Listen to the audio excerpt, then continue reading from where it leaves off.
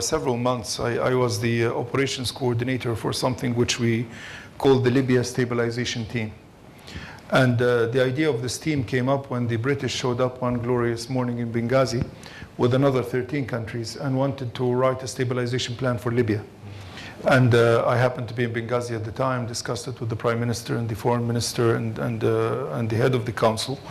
And we decided that, no, we should not have a British-led stabilization team. There should be a Libyan-led effort. And we converted a group of young people who were working for what was called then the support offices into a Libya stabilization team.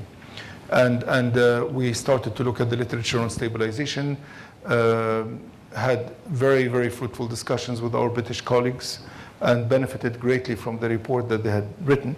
But then we wrote our own stabilization team. And we did that in full coordination with the UK, the US, the European Union, the UN. And we came up with the idea that it is best to consolidate the aid that various countries wanted to give to Libya via the UN. And I know that there are people who are not very big fans of the UN, but because of the peculiar history of Libya, we were the first creation of the UN in many ways, maybe the only successful story in many ways in country building.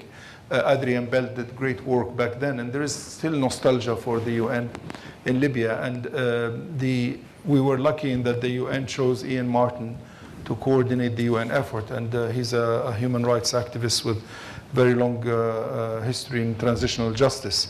And we felt very comfortable working with him. And basically, we tried to have a unified assessment.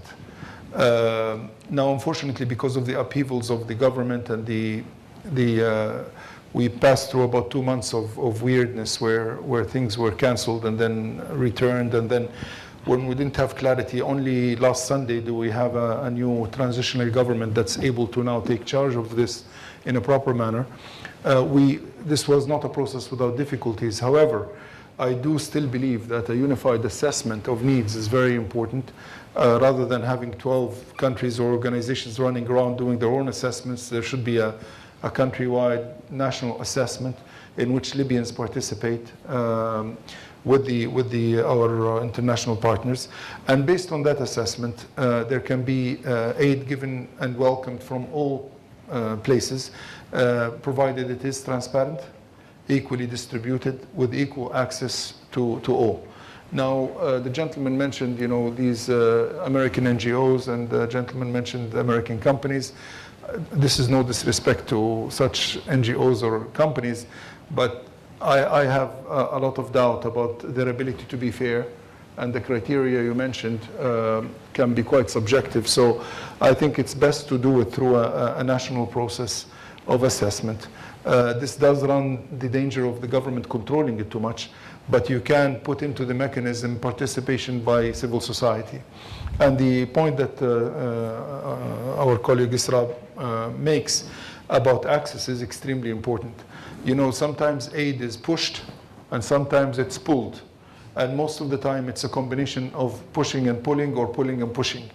But the art of pulling the aid is an intricate art, I discovered. It's actually very complicated. Even your forms and your proposals and the requirements of the proposals, they're so complicated that even someone with a PhD in philosophy and who ran companies, I found it impossible to fill most of those forms. So what I'm trying to say, they end up being filled by somebody in that organization, with somebody they feel comfortable with. And that's typically somebody who's liberal, speaks good English, friendly with foreigners. Okay, so there is already prejudice in the kind of pulling that happens, because people don't go out to the village and speak to the local tribal sheikh or to the local Sufi leader or to the local mosque. Sometimes it does happen, but most of the time it doesn't. It usually happens in the 5-star hotel in the downtown of the capital. So what I'm trying to say is, there is a lot of need for creativity in devising ways that are more fair to everyone, that take into account local discrepancies, and that try to consolidate effort rather than just have repetitive efforts that lead nowhere. My advice would be unified assessment, full governmental and civil society participation with very persistent attempts at breaking any barriers that people may have in participation so that it really is a fair game for everyone.